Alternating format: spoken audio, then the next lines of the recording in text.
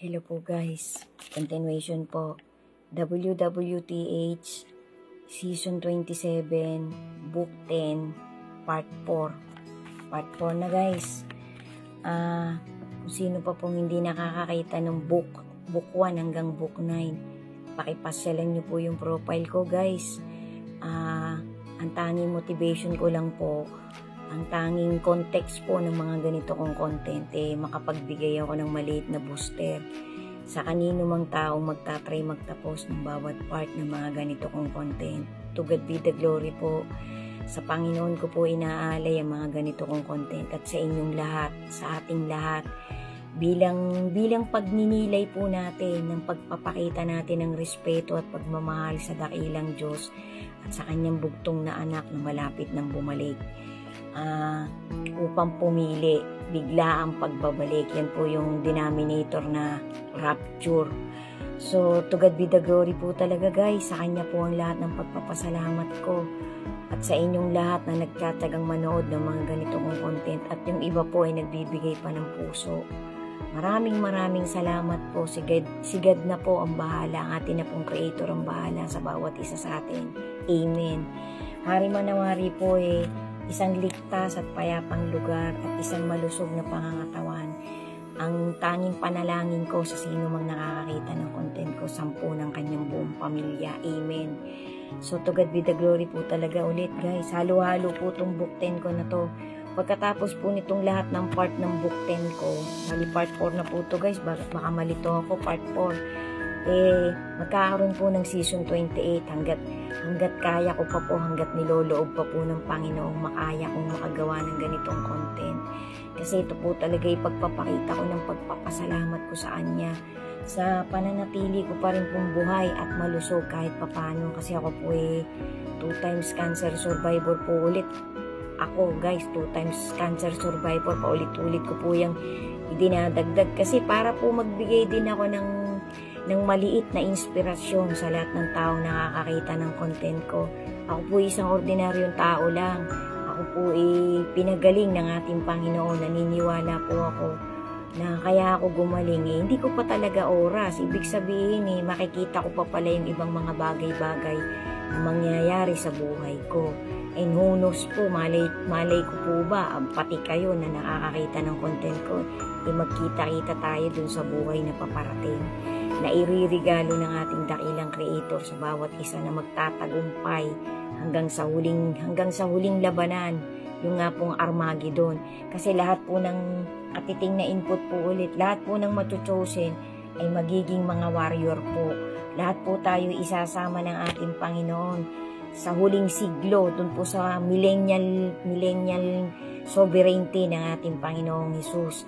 Kasi ngayon po ang Panginoong Hesus po pagbaba po niya aagawin lang niya at pipiliin at itatago yung mga chosen people, pati po yung mga natutulog na. Kung ikaw man magiging chosen, magigising ka, babangon ka sa pagkakatulog mo. Yan po ang isa sa pagpapaliwanag kung ano yung rapture, kung ano yung harpacho. So guys, pasyalan nyo na lang po yung content ko kasi marami na po akong ginawang content na nagpapaliwanag talaga ng tungkol sa mga incident na yan, ng mga event na paparating na yan. So ito po maitawid ko po muna guys kasi yung pong isang part ko dyan medyo medyo napalitan ko po ng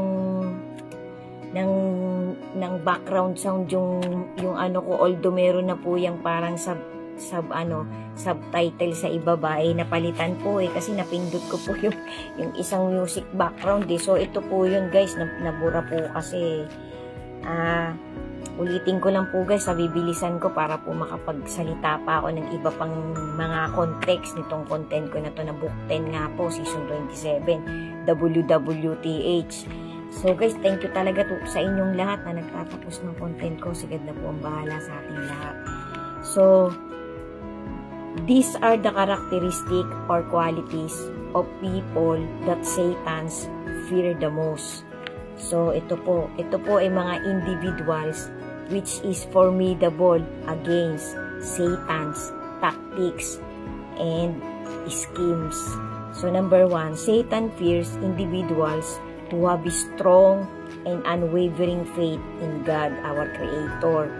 Those who trust in God's promises, rely on His strength, and remain firm in their conviction are less susceptible to Satan's attacks and deception. Number 1 po yan na karakteristik ng isang taong talagang pinangingilagan ng mga minions ni Satan o mismong ni Satan. Kapag ikaw ay talagang ang conviction mo, ang pananalig mo, ibig sabihin, ang kapit mo talaga, ang plataforma ng buhay mo ay talagang nakakling ka sa ating Creator. Yan po, iiwasan ka ng mga alagad ni taning at ni taning.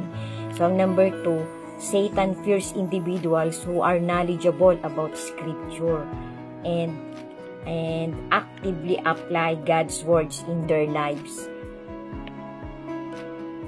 In their lives, the Holy Scripture serves as powerful weapon against Satan lies, and those who understand and apply its teachings are better equipped to discern and resist temptations of Satan and his minions. So number 3, Satan fears individuals who maintain a consistent and fervent prayer life.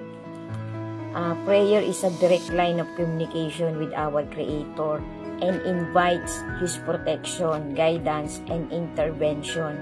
Those who are committed to prayer are more likely to experience God's power and victory over Satan's tactics. So, kailangan po talaga, lagi ko po yung idinadagdag sa mga maiiksi kong templates, sa mga hanggat maisisingit ko sa mga ganito kong content na dapat po lagi talaga nating bubuksan ang ating direct line communication natin sa ating Panginoon. Always pray God.